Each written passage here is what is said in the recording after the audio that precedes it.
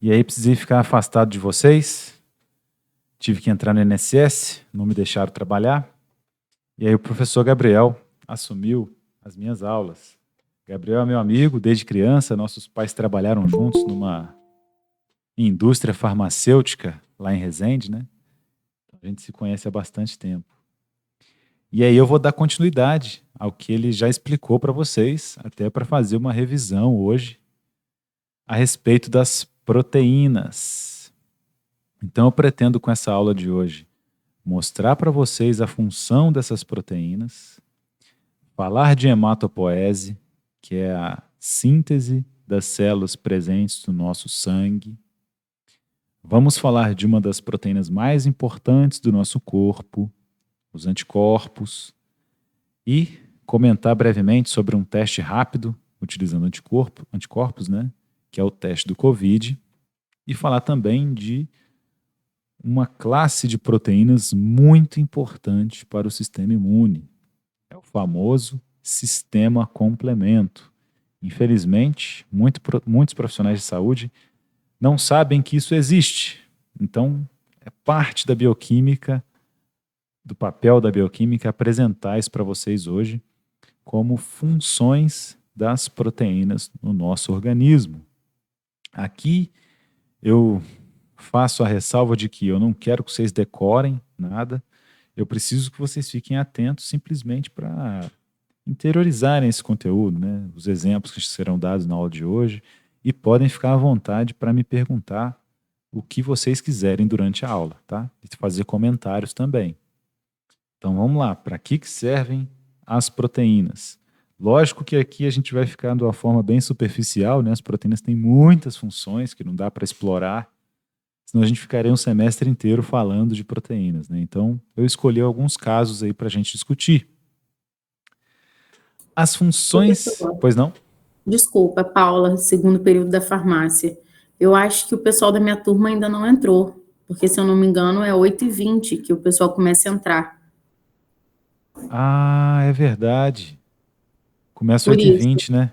Exatamente. Uai, então vamos esperar. Eu já achei que começava 8h10. Não, se eu não me engano, é 8h20. Deixa eu só olhar aqui no horário, só um Não, é, minuto. é verdade. É porque a turma anterior termina 8h10 e a aula começa 8h20. Então vamos dar um tempinho aí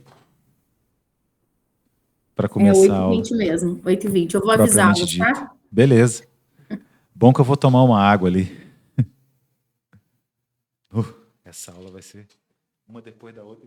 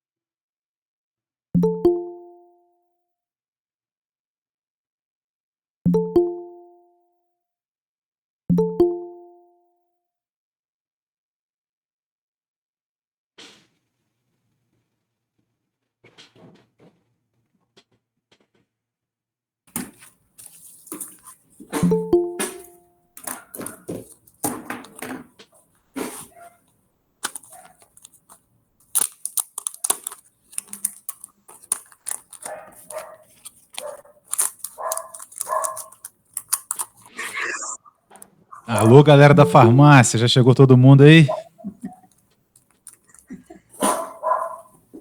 Eu tô aqui. Primeiro ou segundo período de farmácia?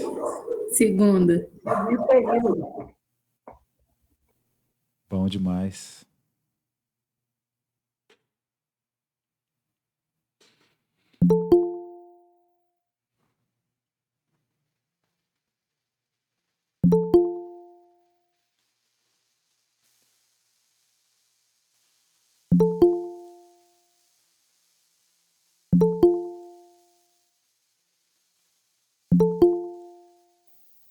Quanta gente.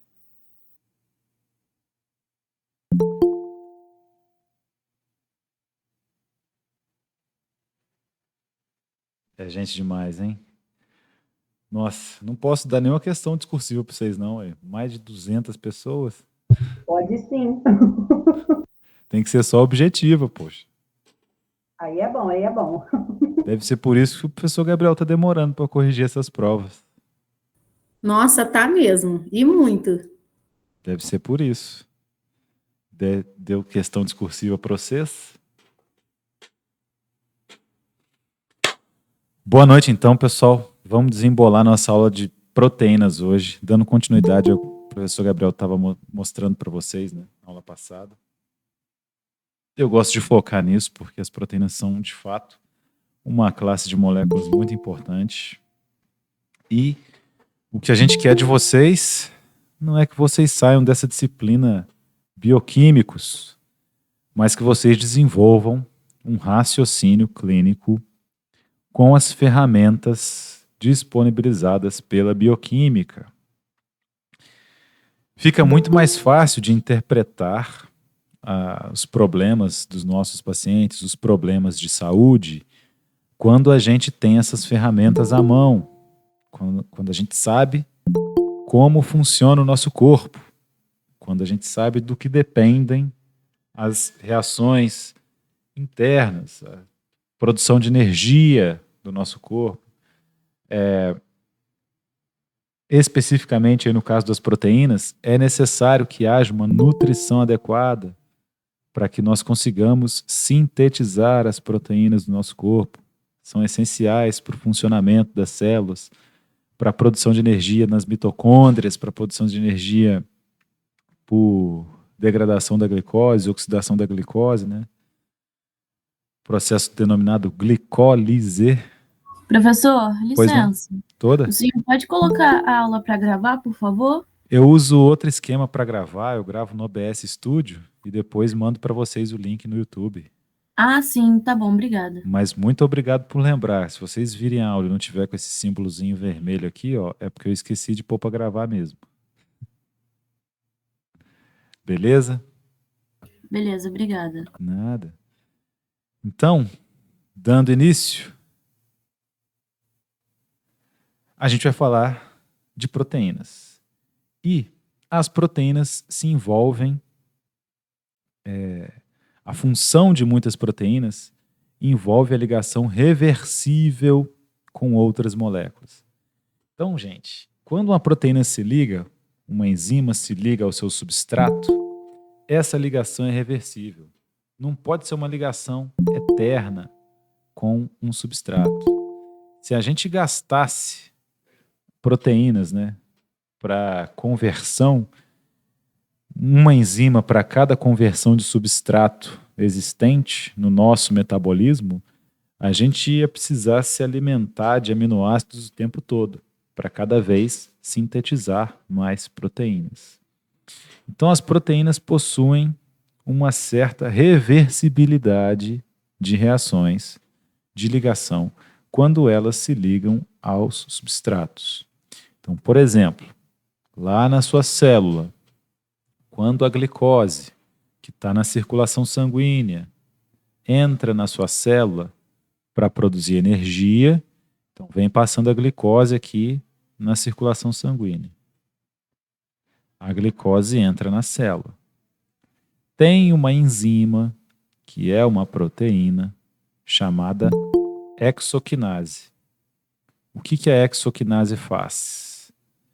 ela prepara a glicose para a glicólise. Existe uma diferença aí nesse nome. Então, a glicose, a molécula de glicose, o açúcar, o carboidrato, vai sofrer uma reação que é chamada de glicólise. O que é lise? Lise é quebra. Então, a exoquinase vem e liga um fosfato, um grupamento fosfato na glicose. Já pensou para cada ligação dessa, eu gastasse uma exoquinase? Uma proteína constituída de diversos aminoácidos? Eu ia precisar comer o tempo todo. Então essa ligação é reversível. Isso faz com que uma exoquinase só possa se ligar a diversas moléculas de glicose dentro das nossas células durante o dia. Então eu posso reutilizar essas proteínas. E isso é muito bom, porque aí eu economizo, né? Então, as interações que as proteínas têm com seus ligantes são de natureza transitória. Elas acontecem e rapidamente se desfazem. E isso é fundamental para a vida, porque seria incompatível com a vida se alimentar 24 horas de aminoácidos para produzir essas ligações, né? Essas enzimas com ligações irreversíveis, certo? Isso permite que o organismo responda de maneira rápida e reversível a mudanças ambientais e condições metabólicas. Então, o nosso corpo consegue se adaptar. Por exemplo, quando a gente sai de casa depois de um banho quente, sai no frio, nosso corpo começa a tremer. Rapidamente, as mitocôndrias que existem nas células de gordurinha, principalmente da nossa barriga, começam a degradar a nossa gordura para gerar calor. E gerando esse calor, a gente se esquenta, certo? Então pensa bem, quando você está aqui, ó, com a sua gordura visceral, gordura abdominal, aqui nós temos pequenas mitocôndrias associadas. Essas mitocôndrias usam essa gordura para gerar calor, tá? Então, quando você sai de casa de manhã, você consegue se esquentar por conta desse tecido adiposo, que a gente chama de tecido adiposo marrom. Essa reversibilidade é que permite a troca de função das proteínas do nosso corpo. E isso é essencial, porque quando você começa a andar e se esquenta novamente, essa degradação de gordura para. E aí você mantém suas reservas energéticas. Agora imagina como seria bom se você ficasse no frio e mesmo quente, o tempo todo, as suas mitocôndrias degradassem a gordura do bucho. A gente ia ficar bem magrinho, né? Não ia engordar. Mas essa reversibilidade, essa natureza transitória que as proteínas têm, é que contribui para essa mudança de função, ok? Então o corpo consegue se adaptar às diferentes condições e essa adaptação acontece rapidamente, beleza? Ligações irreversíveis entre proteína e substrato demandariam suprimentos inesgotáveis de aminoácidos na alimentação. Então isso seria incompatível com a vida. Um ligante interage com uma região da proteína chamada de sítio de ligação, que é complementar a ele em tamanho, forma, carga, caráter hidrofílico ou hidrofóbico. Então a proteína tem na sua estrutura cavidades na estrutura tridimensional que são, de certa forma, complementares ao substrato. Só que elas não têm uma complementariedade modelo chave-fechadura com o substrato, não. elas são complementares ao estado ativado do substrato. É isso que facilita com que a proteína catalise reações, transforme esse substrato em produto.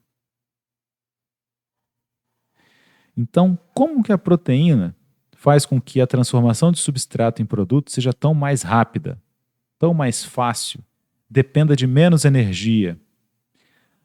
Os aminoácidos aqui presentes na proteína como um todo, e são muitos aminoácidos, né, criando essa sequência, que depois se enovela numa estrutura secundária, e depois se torna uma estrutura secundária, terciária, quer dizer, a soma de estruturas terciárias faz com que surja uma estrutura quaternária, tridimensional.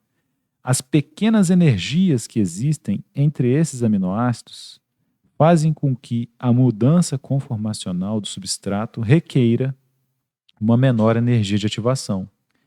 Então, o substrato, quando se liga aqui na proteína, ele já se liga mudando de conformação no seu estado ativado. Então, o exemplo que eu dei para vocês da glicose entrando na célula, né? A glicose tem que se ligar com um fosfato. Isso é feito pela exoquinase. Quando a glicose vem chegando aqui perto da exoquinase, meio que eles já vão dando a mão, o fosfato e a glicose. O estado ativado, que são um com a mão próxima do outro, né? É que tem grande afinidade pela estrutura da proteína. Então, eles já entram e adquirem uma conformação ideal, que é a conformação de ambos ligados entre si. E isso é reversível. Então, quando ocorre a ligação da glicose com o fosfato, rapidamente isso se desliga, a exoquinase está livre para catalisar a mesma reação com outras moléculas de glicose e fosfato. Beleza? Só adiantando a aula de carboidratos, né? Por que a exoquinase faz isso? Vocês viram os conceitos de polaridade e apolaridade. Então, quando a glicose entra na célula, ela ainda consegue sair da célula, porque trata-se de uma molécula que tem um livre trânsito entre a membrana plasmática. A partir do momento que ela é fosfatada pela exoquinase, ela não pode mais deixar a célula. Então, a partir do momento que essa glicose é fosfatada, ela vai sofrer a quebra oxidativa, liberando energia no meio intracelular. Então, é meio que colocar esse fosfato na glicose é carimbar o destino dessa glicose. Caso ela não esteja fosfatada, ela pode voltar para a corrente sanguínea e ir embora. Tá? Mas se ela estiver fosfatada, aí não tem jeito. Ela terá que ser quebrada na via glicolítica. Beleza? Vamos lá. As interações entre as proteínas e os substratos são muito específicas. A proteína é capaz de diferenciar milhares de moléculas no seu ambiente e interagir seletivamente, somente com uma ou algumas. Isso é um mistério, essa especificidade toda. É por isso que eu acho que a gente não chegou nesse mundo por acaso, alguém montou isso aí, porque é surpreendente a especificidade que as proteínas possuem com seus substratos.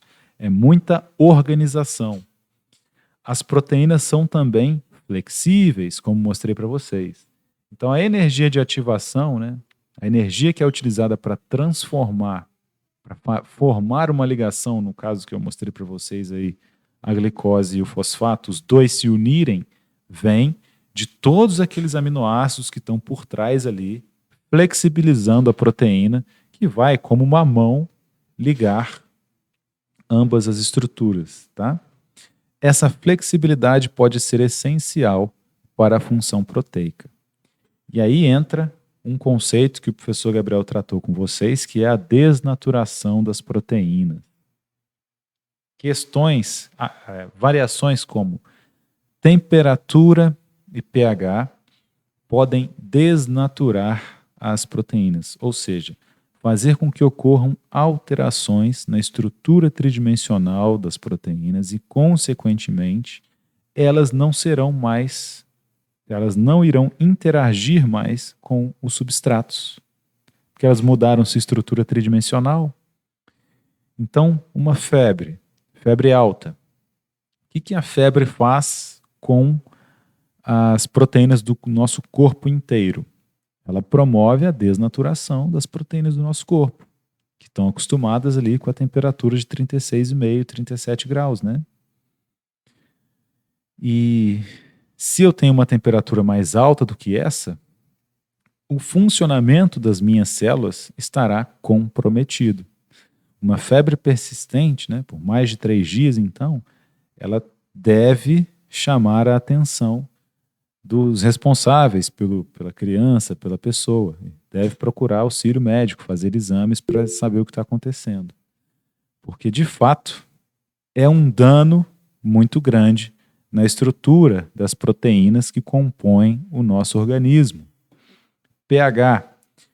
Algum de vocês já viu como é que ocorre o processo de fabricação de leite, né? O modelo artesanal, o leite feito na roça, coloca-se limão no leite, para que o leite coalhe. Esse processo de alteração do pH muda a conformação da proteína do leite, que é conhecida como caseína. Quando diminui o pH, altera a estrutura tridimensional da caseína, ela se agrega e o leite coalha. É assim que se separa a caseína do soro do leite, né? Uma alteração de pH que você pode testar na sua casa ao término da aula. Põe um copo de leite e pingue limão. Você terá desnaturado a estrutura tridimensional da caseína por meio de uma alteração de pH. Um exemplo do organismo. Nós temos enzimas digestivas no estômago que funcionam em pH 2, um pH muito ácido, né? Mas imagina se a célula que sintetizou essa enzima, a célula que sintetizou, por exemplo, a pepsina, que é uma das enzimas digestivas presentes no estômago. A célula que sintetiza a pepsina. Se a pepsina funcionasse no pH intracelular, ela já sairia degradando a célula que a sintetizou como um todo. Mas não.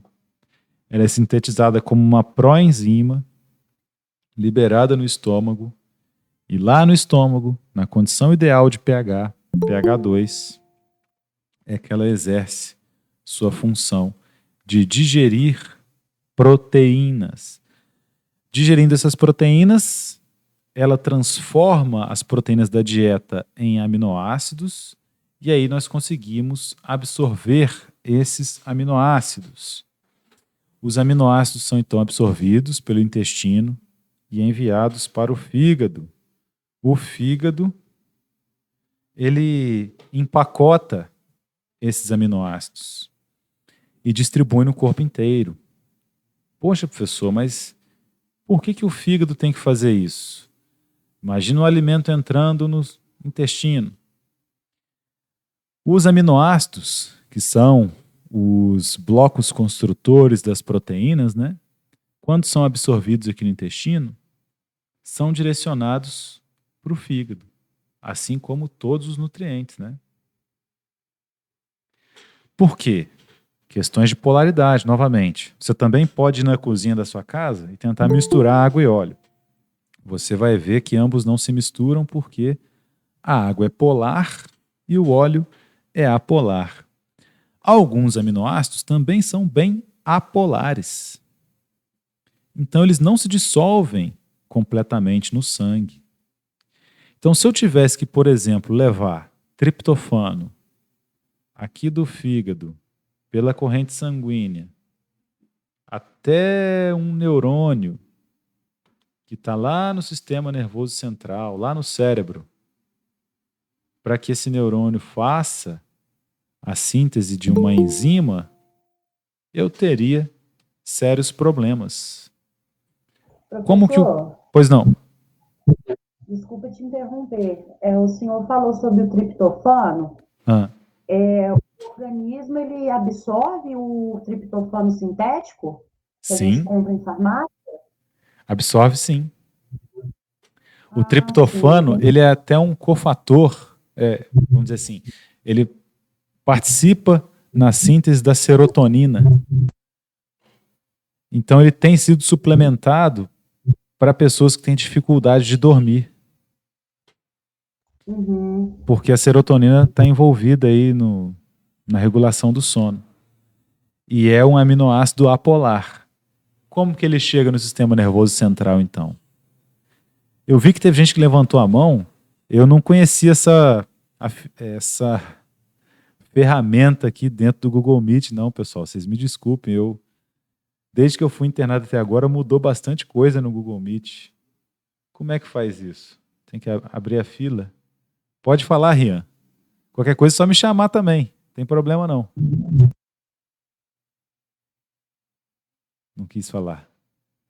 Vamos voltar aqui então para o trem. Triptofano. Como que ele vai sair aqui do intestino se ele é apolar? Eu apertei o Ixi. botão errado, professor. Ah, não tem problema, não. Pode falar. Aqui é a mão.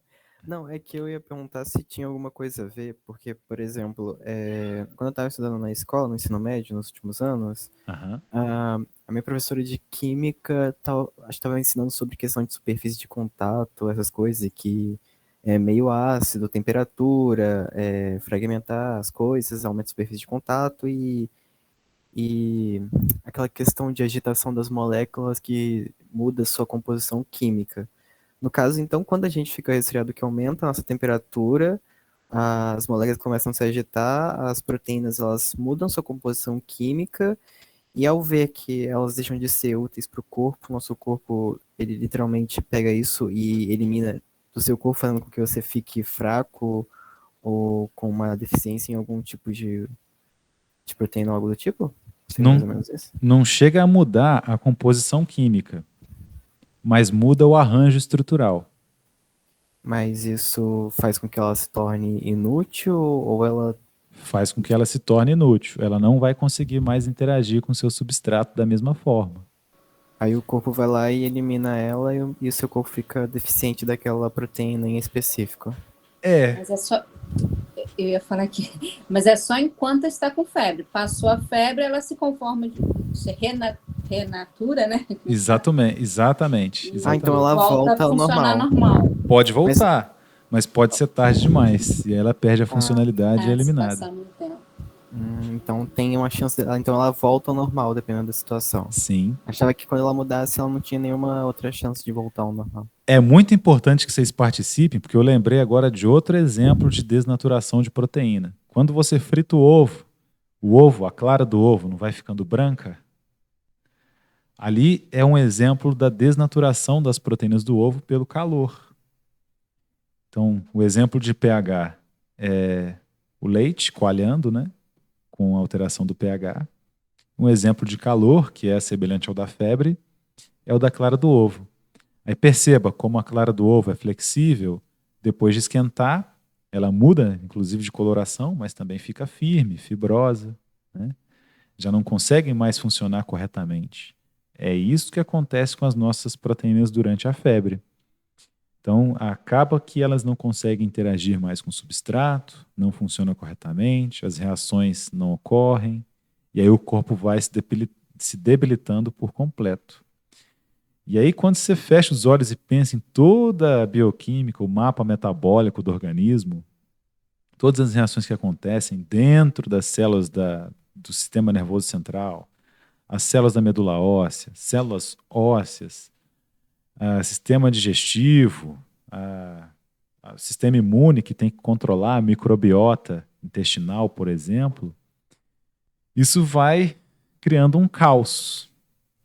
Então, uma febre por mais de 3 dias, ela precisa ser tratada com muito cuidado, porque ela tem alterado o metabolismo por muito tempo. A gente não tem sistema imune, a gente vai falar bastante do sistema imune hoje, porque existem existe uma classe de proteína sintetizada pelo fígado, que é o sistema complemento, que muitos profissionais de saúde nem sabem que existe. E eu faço questão de mostrar para vocês porque é muito eficiente a atuação dessas proteínas do sistema complemento. Todas elas são sintetizadas no fígado. E elas também não funcionam corretamente caso haja um aumento da temperatura. Vocês já ouviram falar de acidose metabólica? Quando o sangue fica ácido? Não. A condição de acidose metabólica pode ocorrer em paciente que está com problemas respiratórios. A alcalose metabólica também pode ocorrer, quando o pH do sangue diminui. O nosso corpo aguenta um pH menor do que 7,4 por alguns minutos apenas. Do mesmo jeito que a proteína do leite, a caseína, coalha no leite, se a gente diminuir muito e por muito tempo o pH do sangue, as proteínas do sangue também coalham. E aí a pessoa morre. Então, só alguns minutos são necessários de acidose para evoluir a óbito. Então, existe uma grande preocupação com todos os pacientes que adentram no hospital quanto ao pH plasmático por conta disso. Então, lá na frente, você vai ver como monitorar, como fazer os exames bioquímicos para verificar aí a acidose metabólica, a alcalose metabólica. Vocês nos seus estágios irão encontrar pacientes que têm acidose, etc. Serão tratados com tampão fosfato via intravenosa. E a explicação da necessidade desses tratamentos, da atuação do tampão fosfato, etc., está toda aqui na bioquímica. Mas, infelizmente, a gente não tem tempo suficiente para mostrar toda a bioquímica para vocês, né? Então, a gente tem que escolher alguns exemplos, pensar alguns exemplos aí da bioquímica que são mais relevantes. E o intuito final da disciplina é desenvolver esse raciocínio clínico. Então, eu não vejo mais o paciente como algo estático. Ele está gripado. Vários fatores podem prejudicar o paciente nesse processo de infecção viral. Se é o vírus da influenza A, a gente chama de gripe. Se é qualquer outro vírus, a gente chama de resfriado. E mais de 200 vírus causam os mesmos sintomas gripais, né? O resfriado. E aí, o sistema imune, as células do sistema imune estão competentes? Eles estão se multiplicando? Existe matéria-prima na medula óssea para produzir células-tronco que irão se diferenciar em linfócitos B, que produzem anticorpos, e linfócitos T, que matam as nossas próprias células que estão infectadas pelo vírus? Então a coisa vai se difundindo conforme você raciocina a respeito da fisiologia, da bioquímica humana, e você consegue encontrar explicações para o que a gente já faz naturalmente. Então, por que a gente tem que se alimentar corretamente? Tem que ter aminoácido na dieta. O indivíduo que é vegetariano, ele tem que fazer algum tipo de suplementação.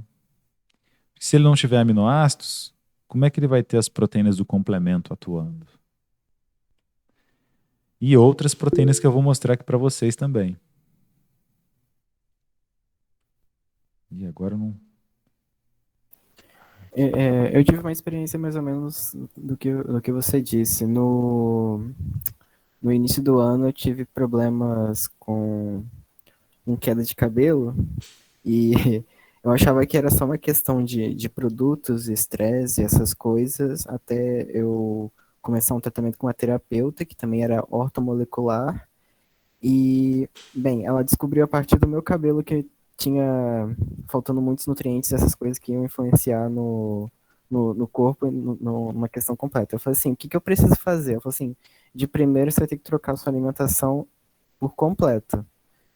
quando eu fiz a troca da alimentação, quando eu pegava um simples resfriado, eu já não ficava de cama, mas eu já ficava num estado meio deplorável, assim. Sim. Então, quando eu troquei a minha alimentação, não troquei a minha alimentação, fiz uma reeducação alimentar, né? Ou seja, durante 6 dias da semana eu como só coisa saudável, coisas que vão agregar, e eu tiro um dia para mim comer aquelas besteirinhas que a gente fica com vontade de comer, Uhum. que são parte da nossa rotina. Depois que eu tive isso, que eu troquei a alimentação, muitas coisas que aconteceram, como minha família ficar resfriada, ou, sei lá, teve gente aqui em casa que teve coronavírus, mas isso já faz muito tempo, que fique bem claro. Eu fui o único da casa que foi assintomático em todos os casos. E fui o único que não pegou e não teve nada. E aí eu acho que foi essa questão da troca da alimentação, porque as minhas taxas estavam bem baixas e hoje em dia são muito altas. Não muito altas, estão no ponto certo, vamos dizer assim. Sim. E é esse exatamente o exemplo que eu ia falar com vocês aquela hora, que eu perdi aqui. Como é que o triptofano da sua alimentação vai chegar lá no seu bulbo capilar? Primeiro ele tem que ir para o fígado. O fígado empacota tudo, depois ele vai para a corrente sanguínea e aí pode chegar lá nas células do bulbo capilar. Mas o triptofano é apolar, então não tem como o triptofano ser colocado diretamente na corrente sanguínea, porque ele não vai se dissolver no sangue. Ele simplesmente iria se acumular em alguma parte, membro inferior do nosso corpo, e ficaria lá. Então, o papel do fígado aqui é pegar todos os aminoácidos que vieram da dieta e sintetizar uma proteína globular, conhecida como albumina. Então, na albumina tem triptofano, tem todos os aminoácidos, só que a conformação globular da albumina permite que ela seja solúvel no sangue. E aí, quando ela viaja lá no nosso sangue, chega perto da célula do bulbo capilar, ela tem na célula receptores de membrana que ancoram a albumina. Essa membrana se invagina para o interior, acaba capturando essa albumina e dentro dessa célula a gente tem, entre aspas, tá, um pequeno estômago que digere a albumina. Digerindo a albumina, são liberados todos os aminoácidos que foram absorvidos, a variedade inteira de aminoácidos que foi absorvida durante a alimentação. Então, o nosso fígado só absorve as quantidades de aminoácidos suficientes para sintetizar a albumina. Então, se você suplementar um aminoácido só, apenas um, esse aminoácido que tem excesso será completamente eliminado. Porque não dá para sintetizar moléculas de albumina com um aminoácido só. Eu preciso de uma grande variedade de aminoácidos para fazer a síntese da albumina. Ô, Antônio, Pois não? só uma dúvida. O professor Gabriel falou que a gente tem 20 aminoácidos, né? Sim. E tem moléculas de proteína que tem eles repetidos várias vezes. No caso, a albumina, ela tem todos os 20? Tem todos os 23 aminoácidos ali 23? presentes. São 3. Só que não dá para fazer albumina com um só em excesso.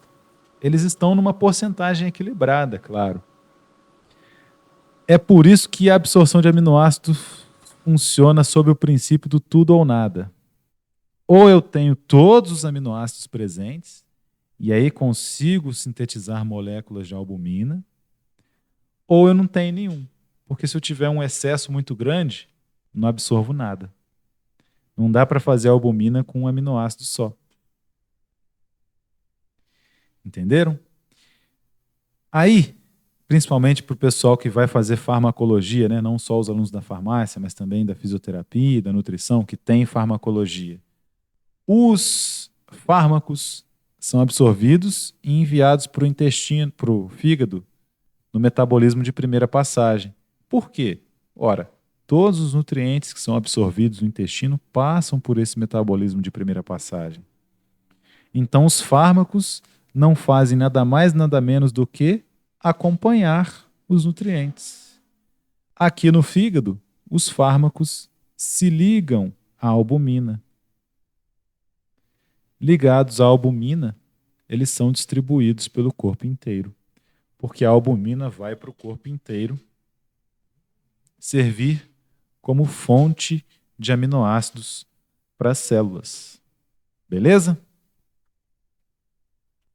Seguindo aqui, a interação de uma proteína com seu ligante está associada a uma mudança conformacional que torna o sítio de ligação mais complementar ao ligante. Então, a proteína tem essa vantagem de ser flexível e ser complementar ao estado ativado do seu substrato. Então, ela não complementa exatamente o substrato. Ela complementa o substrato quase reagindo. E aí, quando o substrato entra na proteína, todos aqueles aminoácidos que compõem a proteína se ligam, se flexibilizam, mudam de conformação e permitem uma transformação do substrato mais rápida. Essa adaptação estrutural é chamada de encaixe induzido. As enzimas representam um caso especial de função proteica. Elas se ligam a outras moléculas e as transformam quimicamente, ou seja, catalisam reações. Devido a esse encaixe induzido, a afinidade pelo estado ativado do substrato, então ela complementa o substrato quase reagindo. Quando a gente incorpora enzimas numa reação, a reação acontece muito mais rápido. É como se fossem, de fato, mãos moldando aquela molécula, por conta da flexibilidade enzimática. As moléculas sobre as quais as enzimas exercem seus efeitos são chamadas de substratos. E depois que as enzimas atuam, elas são chamadas de produtos. Aqui eu coloquei para vocês um exemplo muito interessante da função proteica. Existe uma afinidade muito grande entre o oxigênio e o ferro. Vocês podem ver por conta das figuras aí que eu estou mostrando para vocês. Essa corrente enferrujada, a tesoura. Se você deixar qualquer objeto de ferro no tempo, em contato com o oxigênio, ele vai enferrujar. Tamanha é a afinidade que o ferro tem ao oxigênio. E a bioquímica é uma ciência maravilhosa porque tudo que você observa tem relação. Não é igual uma prova de ciências exatas, que você tem uma linha de equação que você nem sabe de onde aquilo vem, seno, cosseno, tangente, etc. Aqui não. A mesma afinidade que o ferro tem pelo oxigênio na ferrugem é a afinidade do ferro dentro da hemoglobina das nossas hemácias. Então, quem é que carrega o oxigênio no sangue? Nossos glóbulos vermelhos, conhecidos como hemácias, estão repletos de uma proteína chamada hemoglobina. A hemoglobina, na sua estrutura, possui o que a gente chama de grupo prostético, que é um grupo não proteico, mas pertencente à estrutura tridimensional da proteína. Esse grupo prostético tem um átomo de ferro no seu interior, e esse ferro é quem carrega a molécula de oxigênio. Então, cada hemoglobina carrega ali uma molécula de oxigênio por conta desse átomo de ferro presente na estrutura. Outra coisa que o professor Gabriel comentou com vocês: o oxigênio é uma molécula apolar, O2. Se o oxigênio é apolar, como que ele ia se dissolver no sangue que é polar? Então, a gente resolveu esse problema carregando nas hemácias o oxigênio E aí essas hemácias vão lentamente liberando o oxigênio em todos os pequenos canalículos, arteríolas e vênulas do nosso corpo. Liberando o oxigênio ali, ele se difunde para o interior das células. Mas seria impossível sobreviver sem a atuação da hemoglobina. Depois a gente vai discutir também a questão do envenenamento por CO2. Vocês já viram isso em filme, quando lá o protagonista está desgostoso da vida e tenta se suicidar, ele entra na garagem, fecha a porta da garagem e liga o carro. Porque o carro produz, como produto da queima, CO, monóxido de carbono. A mesma hemoglobina que pega o oxigênio quando a gente inspira, ali no pulmão, ela jogou o CO2 fora. Então tinha CO2 ligado aqui também. Só que o monóxido de carbono, CO, tem uma afinidade maior pela hemoglobina. Então, quando o CO se liga, não é o CO2, é o CO, monóxido de carbono, ele não desliga da hemoglobina mais. E aí essa hemácia, quando passa lá no pulmão, não consegue pegar oxigênio, porque todas as hemoglobinas já estão ocupadas pelo monóxido de carbono. O indivíduo morre afogado por CO2. Tá? Essas explicações bioquímicas têm o intuito de malhar a mente para futuramente te expor a informações mais complexas, tá? Então eu pincelei esses exemplos aqui. O exemplo da hemoglobina é um ótimo exemplo de função proteica, para que a gente entenda o papel dessas proteínas. Parente da hemoglobina, posso dizer que é uma prima próxima de primeiro grau, nós temos a mioglobina.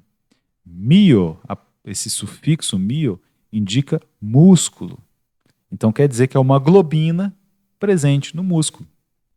A hemoglobina, hemo é sangue. Então é uma proteína que está circulando no sangue, lá dentro da hemácia. A mioglobina já está dentro da célula muscular. Qual que é o papel da mioglobina? Assim como na hemoglobina, ela tem lá dentro do grupo prostético um átomo de ferro segurando a molécula de oxigênio. Então ela serve como um reservatório de oxigênio dentro das células musculares. Então você está atravessando a rua, o sinal abriu, você tem que dar aquela corridinha, você vai usar o oxigênio da mioglobina, porque foi uma situação que está diferente ali do normal, do gasto energético, do gasto de oxigênio, numa caminhada.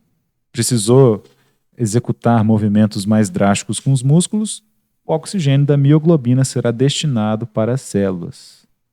E pessoal, por que o oxigênio é tão importante? Por que a gente fica um mês sem comer, uma semana sem água e aproximadamente só 1 minuto sem oxigênio?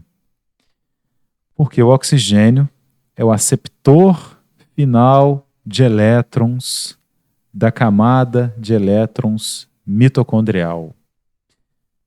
Você tem que sair da disciplina de bioquímica com isso em mente. O papel do oxigênio no nosso corpo. A gente fica estudando tecnologias, né, de combustíveis limpos, né, energias renováveis, etc. Só que o nosso corpo é uma tecnologia fenomenal. Dentro de cada uma das nossas células, a gente tem organelas. Complexo de Golgi, que vocês viram no ensino médio, tenho certeza. E entre elas a mitocôndria. Estou adiantando aqui a parte de carboidratos nossa, tá? Então nós temos mitocôndrias dentro das células. Para que servem as mitocôndrias? São as hidrelétricas da célula. Elas é que produzem energia para que as células funcionem. E as mitocôndrias só funcionam na presença de oxigênio. Assim como num fio desencapado passam elétrons, né? A produção de energia a partir da glicose, a partir dos carboidratos, a partir dos açúcares, glicose, carboidrato e açúcar é a mesma coisa, essa produção de energia libera elétrons, assim como num fio desencapado. É a mesma coisa, só que lá no interior da célula. Se esses elétrons ficarem livres, eles saem que nem uns tiros aqui da mitocôndria e vão quebrando essas células, acabam por matar a mitocôndria e, consequentemente, a célula muscular. Quem é que acaba pegando esses elétrons? A molécula de oxigênio.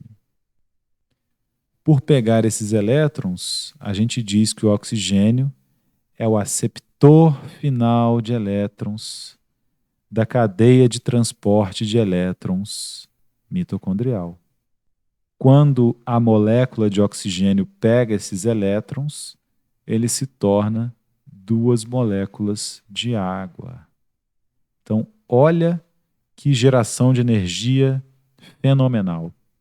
Vocês verão, eu vou mostrar para vocês que a geração de energia dentro da mitocôndria funciona exatamente igual a uma hidrelétrica.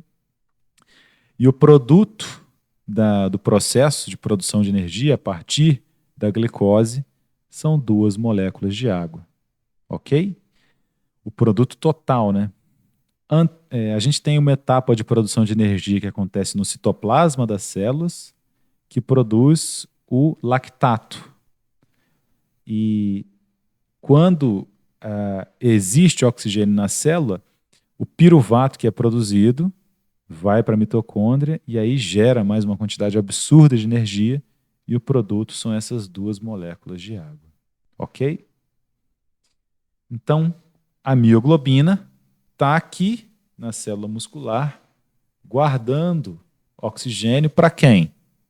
Para a mitocôndria. Para que ela consiga manter o seu funcionamento. Porque sem oxigênio, a mitocôndria não funciona. Acontece apenas o processo citoplasmático de oxidação da glicose, cujo produto é o piruvato, que quando se acumula é transformado em lactato. Uma explicação rápida sobre isso, que eu nem dei na aula anterior, mas a gente vai melhorando com o tempo, né? Dando a aula seguidamente assim, a gente acaba lembrando. Por quê que quando você vai na academia, depois de um longo período de sedentarismo, você sente aquelas dores musculares? É justamente porque você não tem reservas suficientes de oxigênio nos seus músculos. Você não tem a capilarização adequada dos seus músculos, com hemácias transportando oxigênio aqui para as células musculares poderem produzir energia. O músculo acaba tendo que produzir energia sem oxigênio. Então ele faz a fermentação anaeróbica. O produto dessa fermentação anaeróbica é o piruvato. O piruvato que seria destinado para a mitocôndria. Só que como não tem oxigênio, a mitocôndria não funciona. O piruvato acumula no citoplasma. Para continuar produzindo energia, então, o piruvato tem que ser transformado em lactato. Lactato acumula no músculo, altera o pH dos músculos. Aí dá aquela dor que você não consegue nem mexer o braço, que já dói. Aquilo ali é lactato acumulado nos nossos músculos. Tá? Outra explicação bioquímica de um fenômeno comum do dia a dia, e é por isso que essa ciência é maravilhosa. Então, continuando aqui, a gente falou dos eritrócitos, a gente falou de hemácias, eritrócitos, hemácias e glóbulos vermelhos é a mesma coisa. De onde que eles vêm? Do que se alimentam? Onde vivem? Os eritrócitos, nesse exato momento aí na sua circulação sanguínea, estão repletos de hemoglobina. A hemoglobina, por sua vez, possui um grupo prostético. O que é grupo prostético? É um grupo não proteico, então não é formado de aminoácidos, mas está ali dentro da proteína. Esse grupo prostético está ali só para segurar o átomo de ferro, que tem muita afinidade ao oxigênio, transportando o oxigênio dos pulmões até todos os vasos sanguíneos do seu corpo, para que as células possam realizar a respiração celular e obter energia. Então, de onde que vêm os eritrócitos? E aí eu já emendo outro assunto, que são as células do sistema imune, que produzem uma proteína muito importante para o funcionamento do sistema imune, que é conhecida como anticorpo. Então, todas as células, tanto as vermelhas quanto as brancas, vêm daqui. Essa é a foto de uma medula óssea. Vejam que é uma secção transversal, uma biópsia da medula óssea normal. 50% do tecido que está dentro do osso, o tutano do osso da galinha, ou o mocotó do boi, né, são aproximadamente tecido intratrabecular e hematopoético, né? E os outros 50% são gordura. Então, todos esses pontinhos roxos que você está vendo aqui são os núcleos das células tronco hematopoéticas da medula óssea. Então, é aqui que se originam as células brancas e as células vermelhas. E esses aglomerados de gordura também compõem aqui o osso. Quando a gente vai envelhecendo, a gordura fica com uma porcentagem maior, porque as células tronco na pessoa idosa já não são tão competentes, não se multiplicam tanto. E é por isso que os idosos são mais susceptíveis a infecções. Eles não têm o mesmo vigor para produzir células do sistema imune em comparação aos jovens. Então, essa é uma das explicações. Essas células tronco é que são precursoras hematopoéticas. Então, elas são precursoras das células do sangue. Esse processo de produção de células do sangue, a hematopoese, se inicia com uma célula tronco pluripotente. Ela pode se dividir para renovar-se, como também para dar origem às distintas linhagens celulares e sanguíneas. Então, quando essa célula tronco se divide, uma delas permanece lá, a outra se diferencia em alguma das linhagens possíveis para se diferenciar. As células tronco hematopoéticas são escassas, talvez uma a cada 20 milhões de células nucleadas na medula óssea. Então, a cada 20 milhões de células aqui, ó, na medula óssea, uma é pluripotente. E com o envelhecimento, elas diminuem de número, e a proporção relativa que dá origem a linfócitos também decresce. Então, é por isso que os idosos não são tão imunocompetentes. Outra coisa que altera o desempenho da medula são as deficiências nutricionais, que elas podem interferir na hematopoese. Então, se não tiver ácido fólico, se não tiver vitamina B12, se não tiver aminoácidos, a hematopoese será ineficaz. Beleza? Então, mais um indício de que a nutrição é essencial para a saúde dos nossos pacientes. Então, a hematopoese começa aqui, ó, com uma célula tronco pluripotente que vai se dividindo, e aqui ela pode se diferenciar em algumas das linhagens. Entre elas, o progenitor de eritróides, que vai se tornar lá o eritrócito, também conhecido como hemácia, também conhecido como glóbulo vermelho. E as plaquetas, professor? Quando a gente está com suspeita de dengue, tem que ir lá fazer o exame de sangue, ver se caiu plaqueta. O que é a plaqueta? É uma célula? Não. Plaqueta não é célula. As plaquetas são fragmentos do citoplasma de uma célula sanguínea conhecida como megacariócito. Então, o megacariócito vai perdendo fragmentos do seu citoplasma, que é essa parte aqui em azul da célula. Esses fragmentos se tornam as plaquetas. Essas são as células, então, que carregam o oxigênio, os eritrócitos. As plaquetas estão envolvidas na coagulação. E o resto de células, todas que são provenientes lá daquela célula tronco pluripotente, são as células do sistema imune. Monócitos, neutrófilos, eosinófilos, basófilos, os linfócitos T e B e as células natural killers. Aqui eu coloquei uma explicação do que é CFU, Colony Forming Units, são as células formadoras de colônia.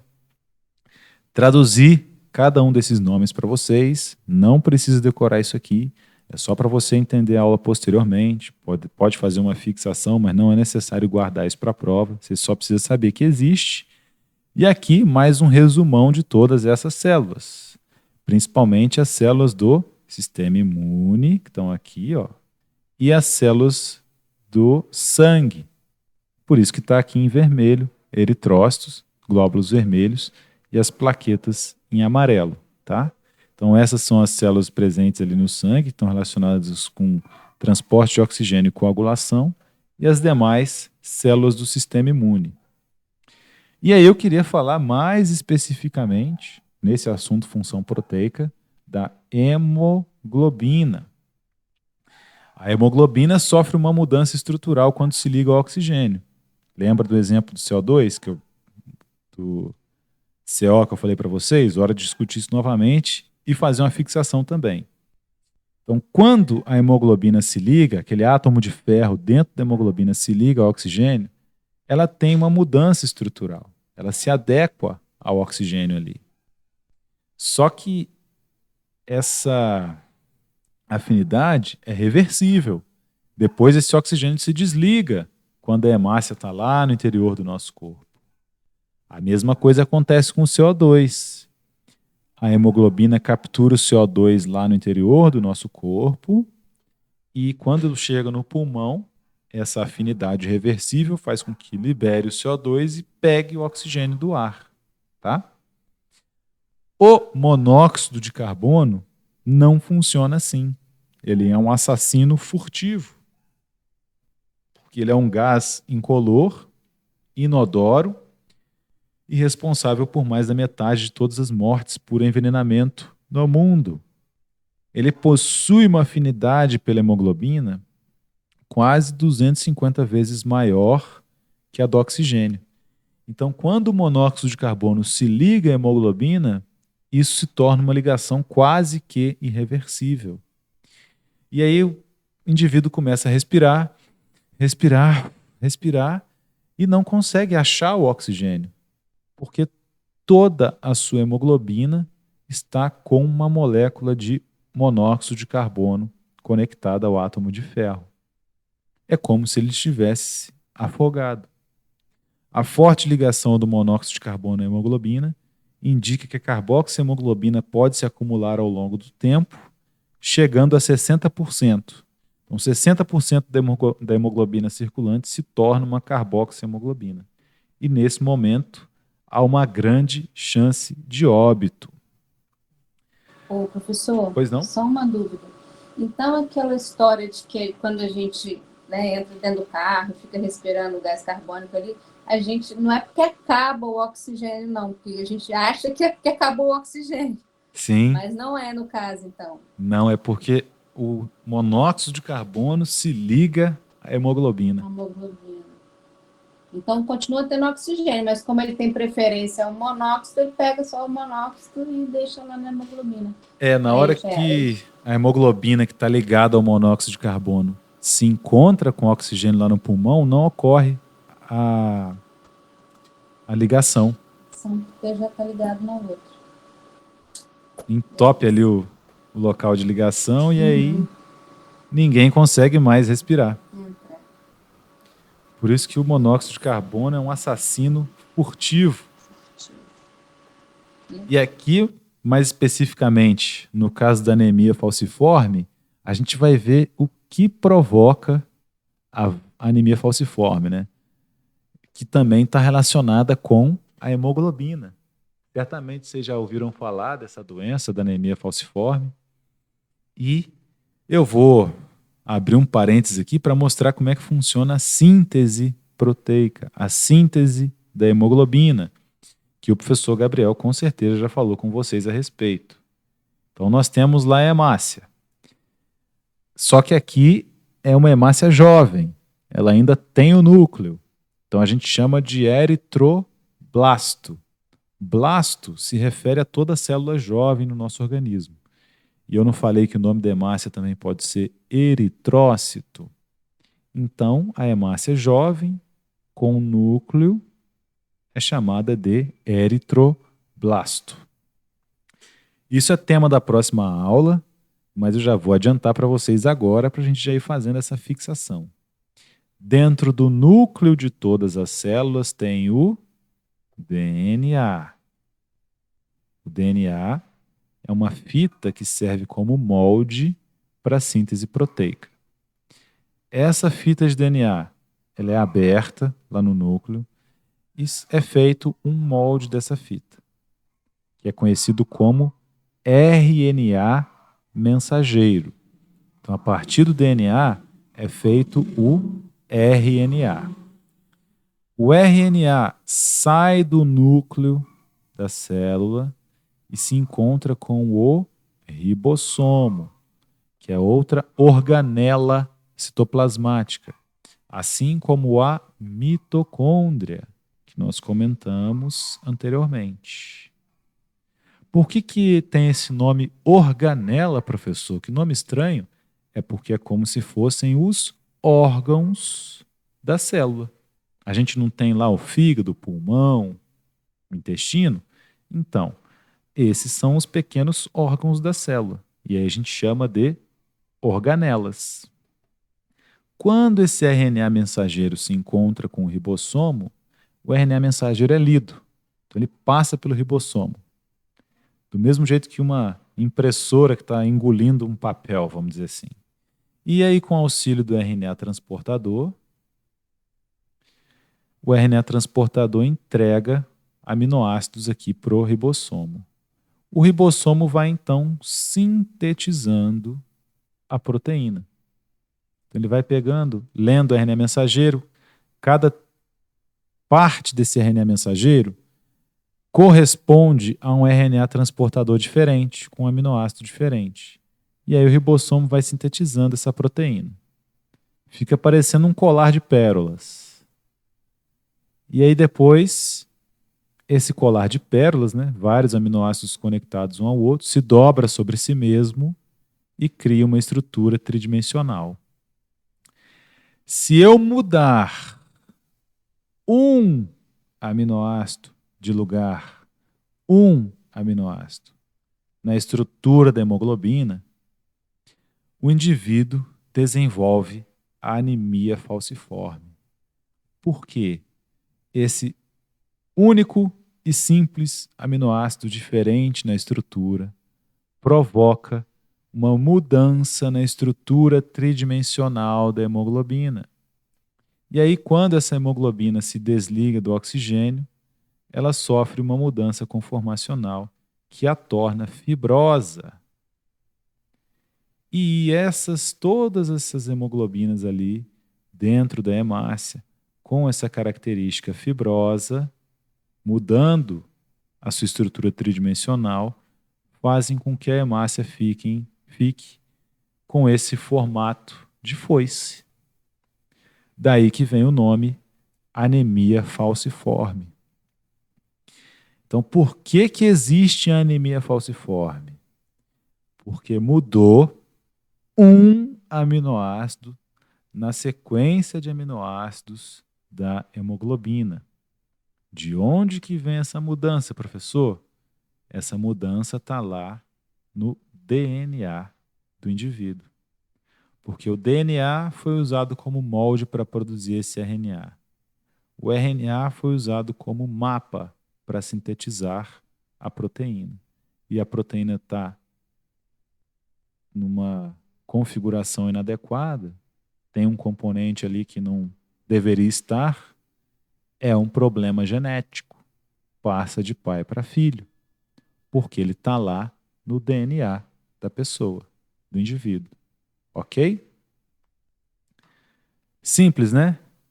Existem naturalmente quase 500 variantes genéticas da hemoglobina na população humana. Então não é porque a hemoglobina é diferente que ela vai se tornar uma anemia falciforme. Tem variações na composição de aminoácidos, mas que deixam a hemoglobina normal. A questão é que na anemia falciforme, um aminoácido é trocado. E aí, quando essa hemoglobina, que tem um aminoácido trocado, que a gente chama de hemoglobina S, ela é desoxigenada, então quando ela entrega o oxigênio, ela fica insolúvel dentro do citoplasma da hemácia. E aí forma polímeros que se agregam em fibras tubulares. Então, a hemácia em formato de foice tem esses polímeros de hemoglobina aqui internamente. Por isso que ela fica estranha desse jeito. A anemia falciforme é dolorosa e fatal. As pessoas com essa doença sofrem de crises repetidas provocadas por esforço físico. Pensa bem, se a hemácia está assim, a hemoglobina se tornou uma fibra, ela vai conseguir carregar oxigênio? Não vai. Então, o paciente que tem anemia falciforme não pode fazer esforço físico. O paciente se torna fraco, com vertigens, ofegante, sentem ruídos cardíacos e aumento na pulsação. É o coração tentando compensar a falta de oxigênio, bombeando mais sangue para os tecidos. Então vejam que quando a gente faz essa abordagem bioquímica da doença, fica tudo explicado para vocês. Agora vai ser difícil de se esquecer da anemia falciforme. A gente já sabe como é que é a síntese proteica, é a troca de um aminoácido, altera a estrutura tridimensional, e aí ela se torna uma fibra dentro da hemácia. A hemácia fica em formato de foice. E aí o paciente tem uma série de problemas, porque ele não tem uma oxigenação adequada dos tecidos. A anemia falciforme é uma doença, então, molecular da hemoglobina. Aquele aminoácido trocado altera a molécula inteira. Essa doença demonstra de forma impressionante a importância da sequência de aminoácidos na determinação das estruturas secundária, terciária e quaternária das proteínas que foram tratadas com vocês pelo professor Gabriel. Sem tratamento médico, infelizmente, os acometidos podem morrer durante a infância. Então, quando a criança nasce com essa anemia, se ela não tiver um tratamento adequado, isso é uma ameaça séria à sua vida. Os portadores possuem resistência pequena, mas significativa a formas letais da malária, o que pode explicar a prevalência da patologia em regiões atingidas pela malária. Essa é uma curiosidade a respeito da anemia falciforme. O Plasmodium vivax, por exemplo, que é o causador da malária, quando o mosquito pica o indivíduo, ele entra na corrente sanguínea e o que ele faz? Ele entra aqui na hemácia. O que o Plasmodium come? Adivinha? Ele come hemoglobina. Ele se alimenta da hemoglobina. E aí, por se alimentar da hemoglobina e completar o seu ciclo de vida, quando ele sai das hemácias, as hemácias explodem. É por isso que causa aquelas febres da malária. E aquelas febres têm um tempo adequado, por volta de 6 horas da tarde, que é quando completa o ciclo de vida do Plasmodium e ele sai das hemácias. Acontece que, nesse indivíduo que tem anemia falciforme, e a hemácia virou uma fibra, o Plasmodium não consegue comer hemoglobina. É por isso que esses indivíduos que possuem anemia falciforme têm uma resistência às formas letais da malária. A malária não se cria nessa corrente sanguínea com as hemácias em formato de foice. E isso pode ter feito com que essa doença genética se espalhasse mais naquela região. Então essas pessoas sobreviviam e aí tinham filhos, etc, etc, etc. Ainda na função proteica, vamos falar um pouco de resposta imune. O que é a resposta imune? Ela caracteriza um conjunto de células e proteínas especializadas Então, resposta imune são várias células e proteínas especializadas na proteção do organismo. A imunidade é conduzida por uma grande variedade de leucócitos. O que são leucócitos? Glóbulos brancos, leucócitos, incluindo os macrófagos e linfócitos. Então, se você é disléxico como eu, várias vezes você vai confundir até aprender que leucócitos são todos os glóbulos brancos e linfócitos é apenas um tronco de diferenciação da célula tronco pluripotente. Então tem linfócito T, B e células natural killers, e leucócitos são esses e mais os outros, macrófagos, neutrófilos, eosinófilos, etc. Linfócitos, ou glóbulos brancos, especializados, sintetizam proteínas chamadas anticorpos, que se ligam especificamente a antígenos. Professor, o que são antígenos? Nunca ouvi essa palavra antes na minha vida. Eu faço nutrição. Eu não preciso saber disso. Precisa, porque isso aqui cai em prova. Então faz parte do nosso estudo se adequar ao vocabulário técnico da área. Antígenos são o quê? Bactérias, fungos, partículas virais, toxinas, corpos estranhos, pedaços de bactéria, pedaços de protozoários presentes no ambiente. Tudo isso é considerado antígeno. Antígeno é aquilo que desencadeia uma resposta imune. Aí, dentro do seu corpo, existem linfócitos B, que são as células que produzem os anticorpos, com memória para produzir anticorpos contra todos os antígenos que já entraram em contato com você desde que você nasceu até hoje. Então, olha que perfeição que é o corpo humano. Na enfermagem, na fisioterapia, na nutrição e na farmácia, as proteínas do sistema imune são as mais relevantes para o estudo da bioquímica. Aqui eu coloquei um resumão daquelas células hematopoéticas e aqui dá para a gente ver as células do sistema imune. Entre elas o linfócito B. Esse aqui é o grande responsável pela produção de anticorpos. Então as células B fazem o quê? Qual que é a função delas? Síntese de imunoglobinas ou imunoglobulinas, tá? Síntese de anticorpos.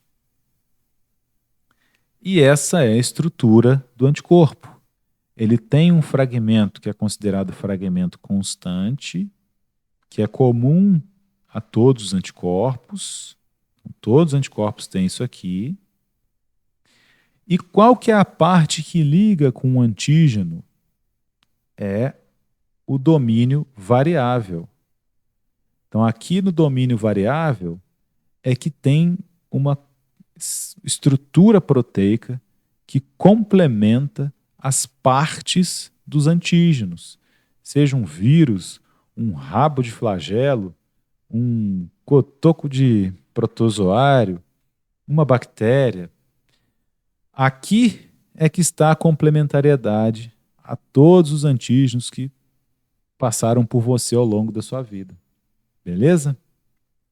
Então veja que máquina impressionante são as células B, os linfócitos B, produtores dos anticorpos. E aí a gente tem várias células B de memória que produzem anticorpos para os mais diferentes antígenos. Por que a gente precisa tomar a vacina em mais de uma dose, às vezes? Porque quando você toma a primeira vacina, você vai produzir um número de células B, que vai ficar lá no seu sangue. Quando você toma a segunda dose, o número de células B de memória aumenta de magnitude.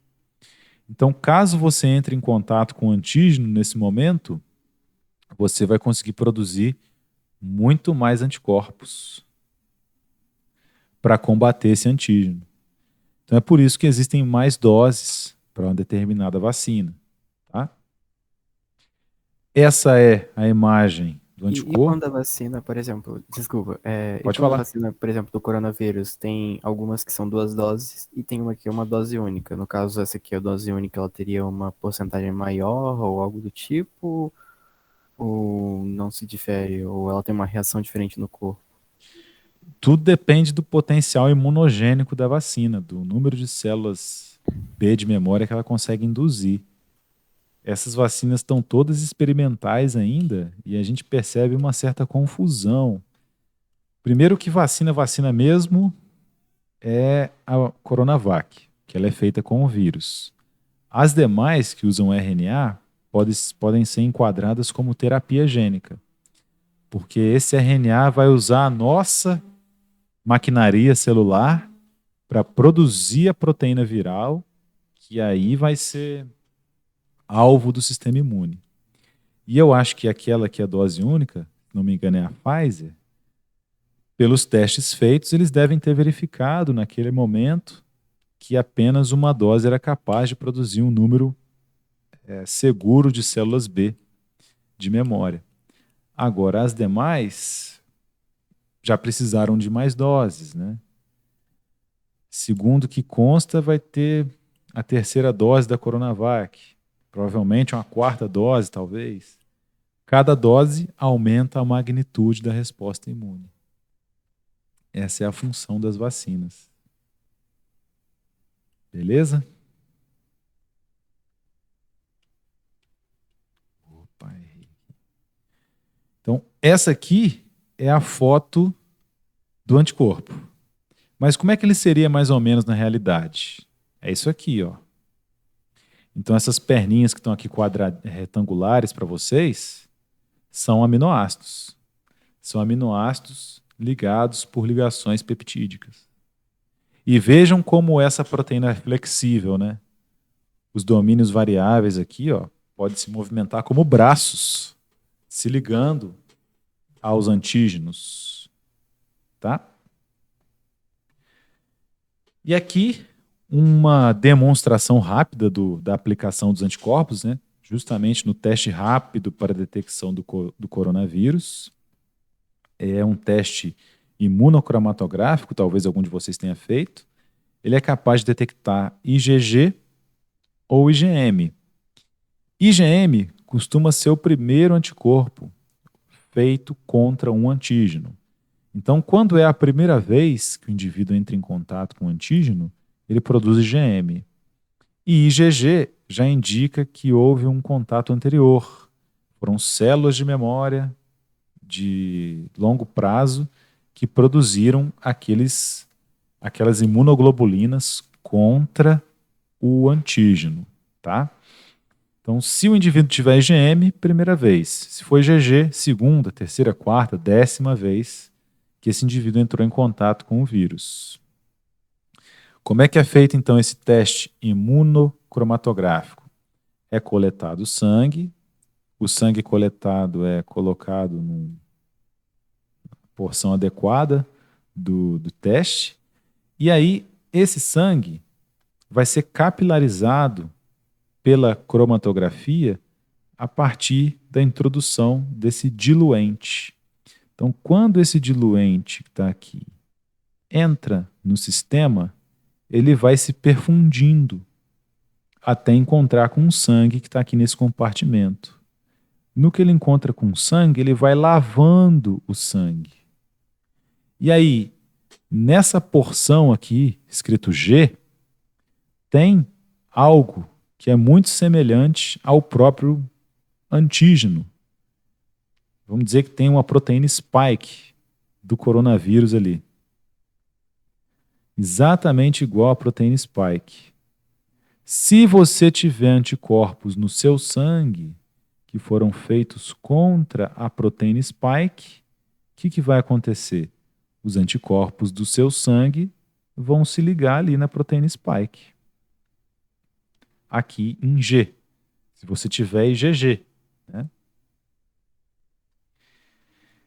E, dentro desse diluente, tem um anticorpo contra o outro anticorpo. Tem um anticorpo contra o fragmento constante de anticorpos. Só que esse anticorpo que está dentro do diluente, ele tem um agente colorimétrico ligado nele. E aí, se eu tiver IgG no meu organismo, ela se liga aqui nessa faixa em que eu tenho um componente que parece com o meu antígeno, e esse anticorpo que está colorido se liga ao meu anticorpo.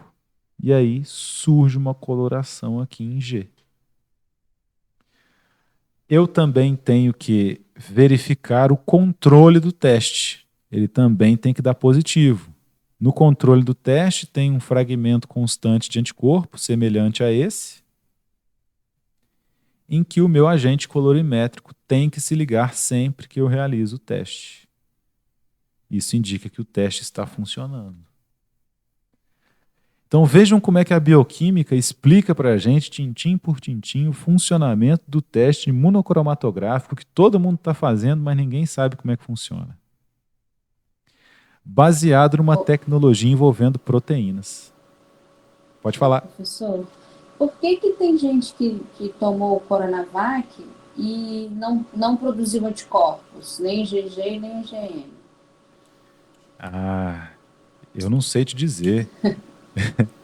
Eles, na época, eu lembro que teve uma forçação de barra para aprovar a vacina, né? Eles falavam que era 78% de eficácia, e essa eficácia é traduzida como potencial imunogenicidade. Então, na época, produzia uma resposta imune, uma memória imunológica em 78% das pessoas. Depois isso foi caindo, até que se chegou a 50%. E nesses 50%, se você reparar com os protocolos anteriores de produção de vacinas, essas vacinas nunca seriam aprovadas. Mas isso indica que aquela partícula viral da Coronavac entrou no organismo da pessoa e foi simplesmente eliminada, sem gerar resposta imune. É como se tivesse injetado soro. Uhum. Em 49% das pessoas. É esse E que foi a o coronavírus hoje é a mesma de antes ou eles já melhoraram alguma coisa assim? Atualmente, eu acredito que ainda seja aquela primeira vacina produzida. A primeira cepa que apareceu, né? Não deu tempo de fazerem nenhuma vacina para cepas novas ainda. Professor, Pois não? do seu ponto de vista, cada vacina tem a sua forma de atuar no nosso corpo. Mas eu creio que você deve ter estudado alguma coisa sobre isso. Teria alguma que, vamos dizer assim, seria mais eficiente ou que tem uma garantia de maior segurança na hora na questão de garantir os anticorpos para poder ter uma defesa contra eles? Tem uma que, não sei, é na sua forma de fabricação ou na forma como chegou no resultado seja melhor? Rapaz, essa é outra pergunta difícil também, porque todas elas ainda estão experimentais. Meio que, para te dizer isso, precisaria de alguns anos para responder essa pergunta. Porque a gente não sabe o impacto delas a curto Então, por prazo. isso que, por exemplo, minha família é um pouquinho, vamos dizer assim, não é que eles sejam anti-vacina, mas que eles, vamos dizer assim, eles disseram o seguinte, o motivo pelo qual eles disseram que não querem tomar a vacina por agora, eles disseram que não tem nenhum problema contra a vacina em si, mas eles querem, vamos dizer assim, saber qual vai ser o resultado dela a longo prazo. Sim. Eles têm medo de ter alguma reação, né? Eu acho que foi a Coronavac que teve algumas reações em alguns países, não sei. Não me lembro agora. Teve a Pfizer, se não me engano, também teve algumas reações, mas tipo, são coisas muito raras. Uhum. E vamos dizer que eles não... Meus avós tomaram, o pessoal assim, em geral, mas, por exemplo, meu pai, que é meio radical, assim, ele não quis tomar, ele falou assim, eu vou esperar até ver onde vai o limite dessas vacinas, porque cada uma foi feita de um jeito, cada uma tem sua forma de ação, e cada uma vai ter um resultado a longo prazo. Eu tô Sim. querendo tomar a minha, né, mas ele tá meio que pegando no meu pé pra eu tomar, então meio que... Sim. Gera medo mesmo, porque tem casos e é a primeira vez que se aplica em massa uma terapia gênica, e essa aplicação em massa impede algo que vocês verão na farmácia, que é a farmacovigilância. Então, como que eu faço farmacovigilância de uma vacina que está sendo aplicada em massa na população? Porventura, se ocorrerem reações adversas, ninguém vai notificar. Então, todo mundo acha que a reação adversa da vacina foi infecção por Covid e a vacina não funcionou. Ninguém vai relatar isso para a vigilância sanitária como reação adversa à vacina, porque ninguém sabe se a vacina provoca reação adversa ou não. E é muito raro. E aí isso causa um problema de notificação. Então, essas pessoas têm uma certa... devem ser respeitadas, né? Porque, de fato, 100% seguro, não tem nada. A não ser para aquele indivíduo que é muito idoso, e aí o Covid realmente é perigoso, né? Para quem tem mais de 80 anos, vale a pena se vacinar. Agora, para crianças, por exemplo, não se sabe qual seria o efeito dessas terapias gênicas nas gônadas, nos ovários e nos testículos de crianças. Por isso que ela não é recomendada para menores de 18 anos. Então, digamos que seria por esse motivo que o presidente meio biruta disse que não era certo aplicar isso agora nos mais jovens. Não só ele quanto se não me engano, eu acho que um dos desenvolvedores da tecnologia é que começou com esse movimento aí, e aí suspenderam essa vacinação nos outros países. É porque, por exemplo, quando tinha começado o coronavírus, teve duas variantes, se eu não me engano, que eu tenho uma amiga que ela é professora de biologia, e por coincidência ela tem uma amiga que trabalha num laboratório de biomedicina, é tipo um laboratório de pesquisa nos legal. Estados Unidos, então ela tava tipo meio que diretamente ligada com essa área de pesquisa. Aí ela disse que a variante que veio para o Brasil seria a variante da Europa, que foi da Europa e veio de um velhinho lá da Itália, na época que a Itália estava explodindo de casos. Pelo que eu tinha ouvido falar, pelo que ela tinha me dito, a única, assim, a diferença mais notável dessa variante é que ela era menos eficaz contra crianças e pessoas mais jovens, mas isso não significa que elas não desenvolveriam sintomas mais graves, mas que ela teria uma menor eficiência nisso. Tanto que muito se disse sobre, por exemplo, deixar as crianças e, por exemplo, os adultos 20 e tantos anos voltarem ao trabalho, enquanto as pessoas do grupo de risco, obesos, pessoas com diabetes, doenças crônicas, pessoas com uma idade mais avançada, ficariam em casa, enquanto crianças, adolescentes e pessoas mais jovens não teriam problema em continuar realizando certas tarefas. E assim, com a chegada da vacina, não teria, por exemplo, esse problema de economia que a gente está tendo agora, já que ficamos mais ou menos uns 6 meses sem depois... A famosa imunização de rebanho, né? Que seria os jovens. Isso. Porque o risco é muito baixo nessa faixa etária. Então eu acho que lá daqui a alguns anos depois, talvez a gente chegue a essa conclusão. Somem-se evidências em relação a isso. Porque fica um efeito meio que cascata, né? Só vai aumentando, expandindo. No caso, são os jovens que trabalham para manter, por exemplo, a aposentadoria dos mais velhos. Exatamente. Se os jovens não estão trabalhando, de onde o governo vai tirar dinheiro para pagar essa coisa? Aí ainda tem aquela questão do auxílio, que pega aquela reserva de dinheiro enorme, e também teve questão de paralisação de produção, não poder ter transporte dos caminhoneiros, não teve isso mesmo. Teve aquilo. Então, tudo isso desencadeou num preço alto, quer dizer, no aumento do preço das coisas aqui. E foi um mau planejamento, digamos assim, das coisas. Ocorreu de uma forma muito... É um trem que ninguém esperava, mas eu acho que lá na frente a gente vai saber, ainda precisa reunir informações a respeito, dados estatísticos, né? Mas vamos dar prosseguimento aqui, senão eu não consigo terminar a aula hoje. Desculpa. Não, que isso. Ó, coloquei exemplos aqui para vocês de indivíduos que fizeram o teste aqui rápido.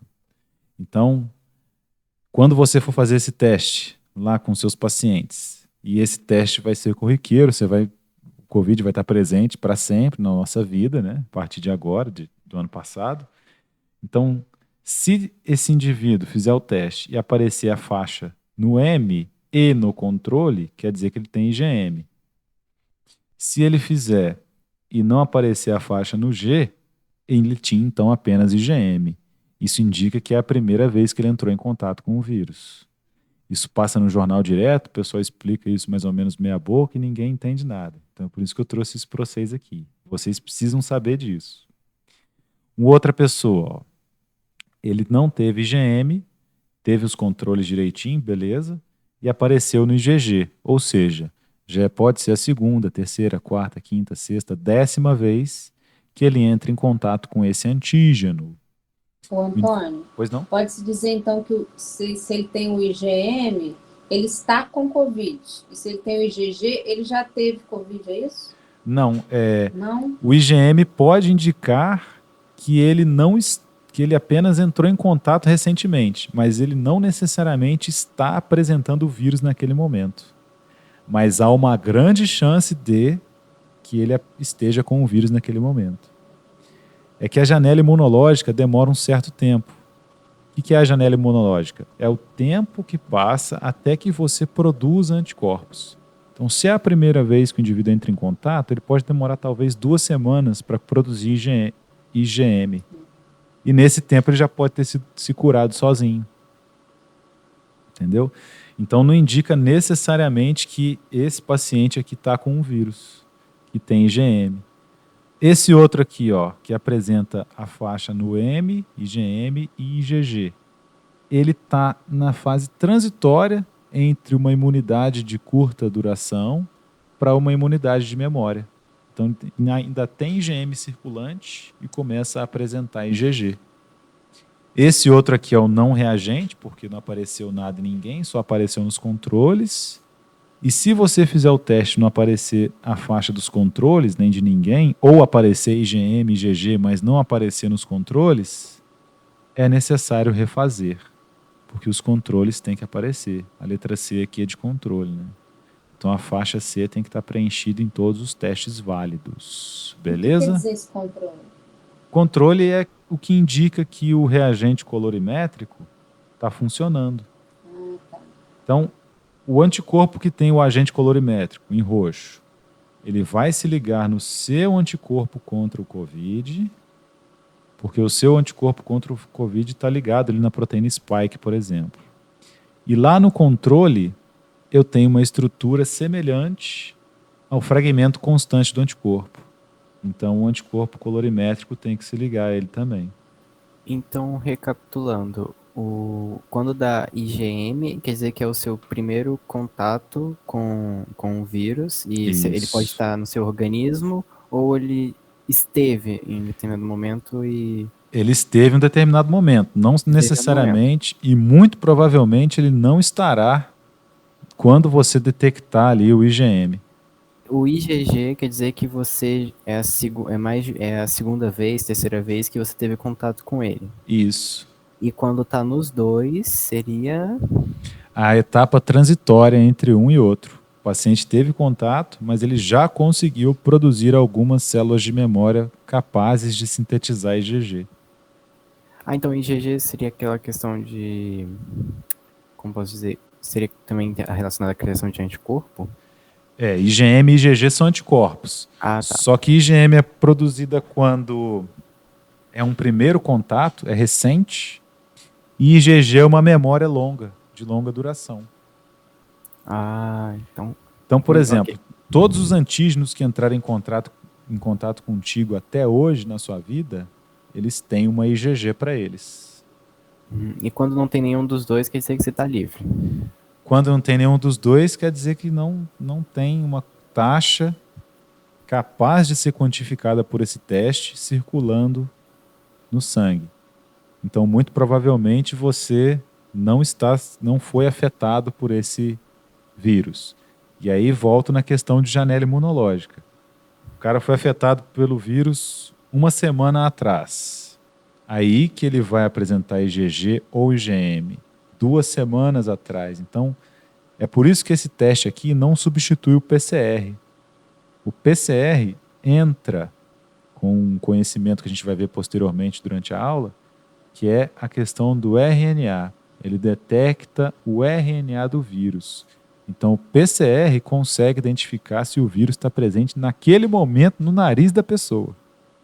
Agora, esse teste aqui, imunocromatográfico, ele avalia a resposta imune, que, pela ocorrência da janela imunológica, pode estar muito distante da data em que o indivíduo estava com o vírus. 2, 3, 4 semanas, 1 mês. Aí que ele vai fazer uma IgM. Mas ele já se curou do vírus, por exemplo. E por que tem gente que tem o coronavírus e depois de muito tempo vai fazer o teste e dá negativo IgG? É porque não foram sensibilizadas células de memória numa quantidade suficiente para a produção. Sério? Mesmo quando é forte o Covid, assim? Mesmo quando é forte. Uma das questões que a gente aprende com a bioquímica é o seguinte: cada um é de um jeito.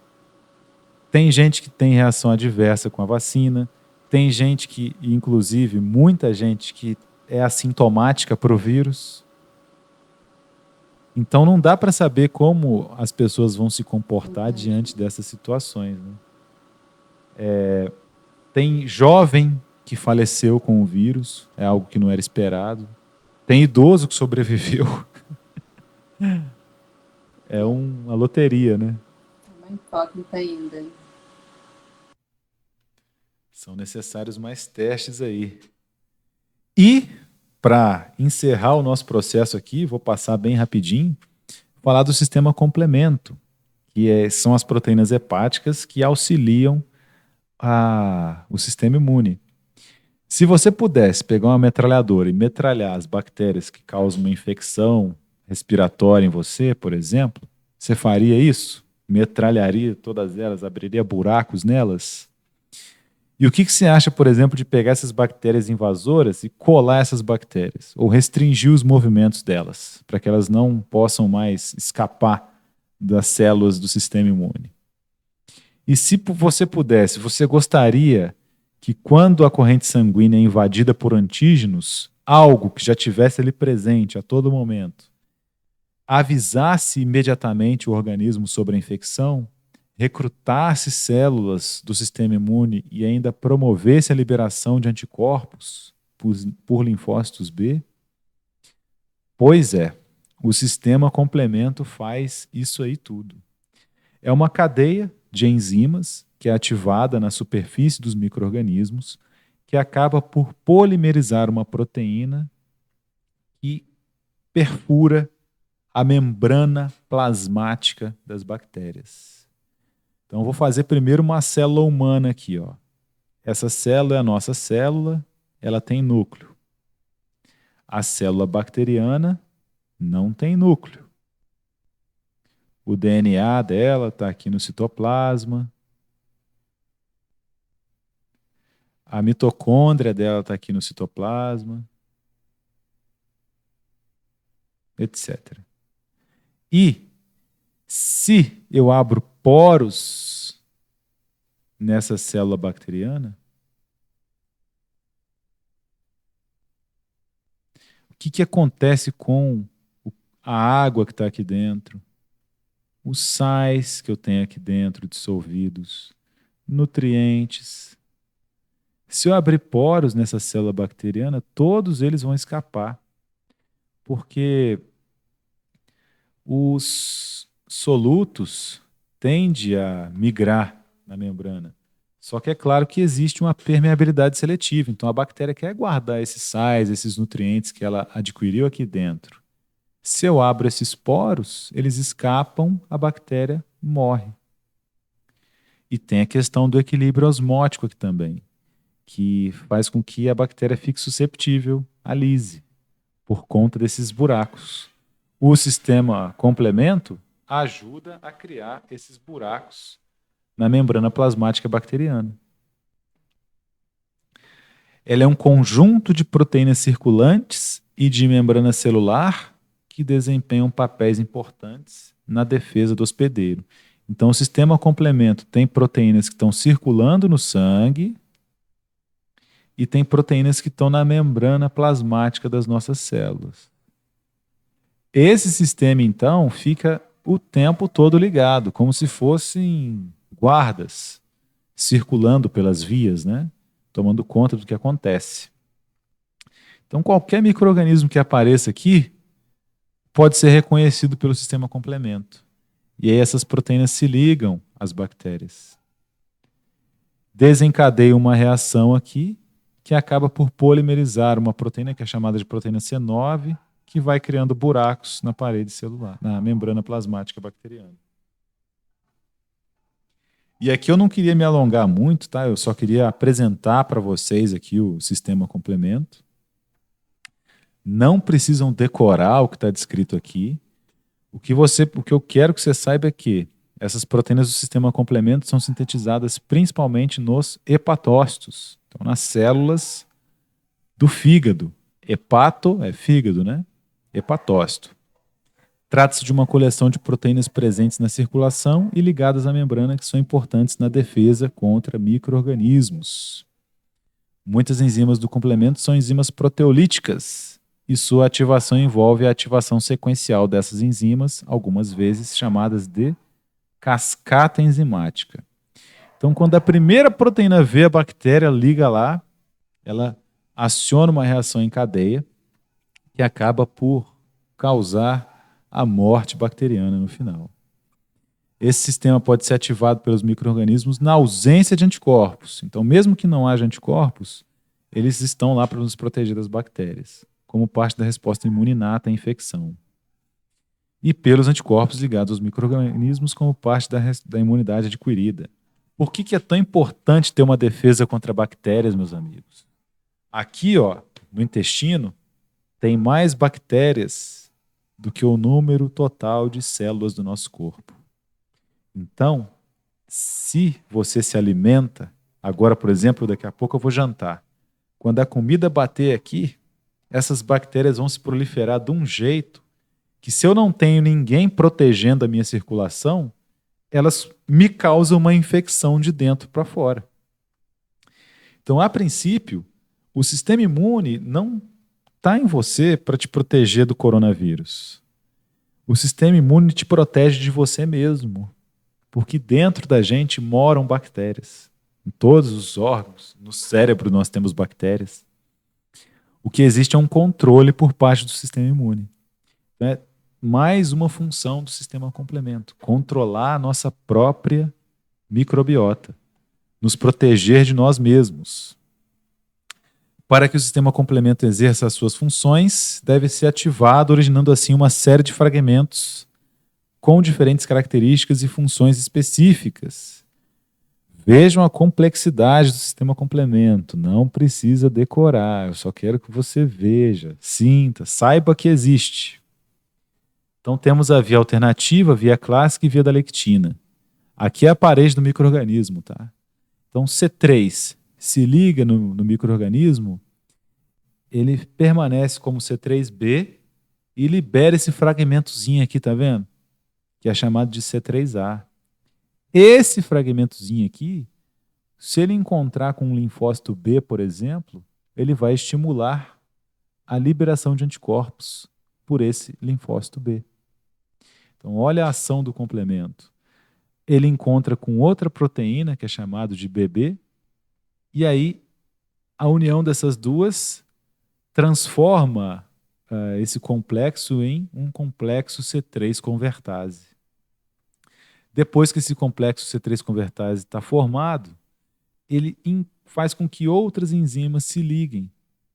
As enzimas C5, por exemplo, passando ali perto, acabam se ligando e sendo convertidas por esse complexo C3 convertase. E aí liberam C5b e C5a, e assim sucessivamente. Essa associação entre as proteínas na membrana da bactéria é que faz com que acabe polimerizando essa proteína C9, que também está disponível na nossa circulação plasmática. Então, juntando C3, C3b, C5, C5b, se tornando C6, C5, C7, C8, essa cascata, quando todas elas se juntam, esse complexo enzimático polimeriza C9 na parede celular bacteriana. E essa é a foto para ilustração simples, né? Mas olha que bonito esse poro na membrana bacteriana. E é assim que o sistema complemento atua, matando a bactéria diretamente. Além disso, o sistema complemento promove a opsonização e a fagocitose, porque opsonização é tornar mais atraente as bactérias às células fagocitárias do sistema imune. Então, quando essas proteínas C3 estão ligadas à bactéria, os macrófagos conseguem engolir essas bactérias mais facilmente. Promovem a citólise, né? Com esses furos na membrana plasmática da bactéria, a célula acaba morrendo, e também estimulam as reações de inflamação. Aqueles pequenos pedacinhos que são liberados, como o que eu mostrei aqui para você, acabam por estimular as outras células do sistema imune. Coloquei o resumão disso tudo para vocês, quererem saber mais a respeito, mas eu queria mesmo só apresentar o sistema complemento aí, para que você perceba a importância da obtenção de aminoácidos pela dieta. Se o paciente está subnutrido, ele vai ter problemas na circulação de oxigênio, ele vai ter problemas no sistema imune, ele vai ter problema no funcionamento das organelas, nas células dos tecidos. Então, a nutrição é essencial para a manutenção da saúde. Existe também uma relação entre a sequência de aminoácidos e a estrutura das proteínas. Se eu troco essa estrutura de aminoácidos, as proteínas ficam incapacitadas, e essa incapacidade está relacionada com problemas genéticos, que a gente vai ver nas próximas aulas. E também queria que vocês percebessem a importância das células do sistema imune, dos anticorpos por elas produzidos e as utilidades do sistema complemento. Não se esqueçam, o sistema complemento é essencial para o funcionamento do sistema imune. Então, a falta de proteína na dieta, a eliminação de proteínas, quer seja por uma hemorragia ou proteínas eliminadas na urina, por exemplo, ou a insuficiência hepática. Nessa aula a gente pôde ver a importância crucial do fígado, já que é o fígado que sintetiza, por exemplo, as proteínas do complemento, traz diversas complicações que muitas vezes passam despercebidas. A própria anemia é uma doença silenciosa que deve ser investigada nos nossos pacientes. Tá? É isso aí que nós tínhamos para hoje. Dúvidas, sugestões, comentários, fico à disposição de vocês.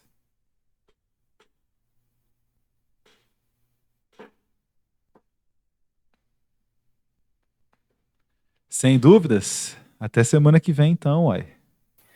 Professor, tem Pois como não. você colocar o link das suas aulas no AVA? Porque eu não encontrei eles aqui. Tá lá em nota 2. Conteúdo Não. para nota 2. Conteúdo para nota 2? Isso. Ah, tá. Eu acho que não tava lá e eu fiquei procurando fazer. O professor não deve ter colocado lá, então eu fiquei meio perdido. Aí eu vou ter que fazer desse jeito mesmo. Deixa o link lá para vocês. Aí quem quiser, quem puder, assiste a primeira. E se vocês quiserem, assistem a segunda também. Vai ser 2 aulas, uma emendada na outra.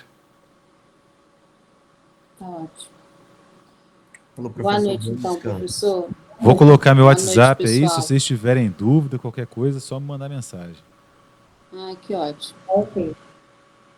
Obrigada. De nada. Obrigada. Faltou um 9 aí. Aí.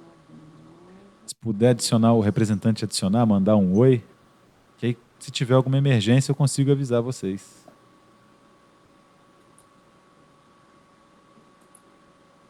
Beleza? Beleza, boa noite, bom descanso. Boa noite, Boa professor. noite, professor. Valeu para vocês também.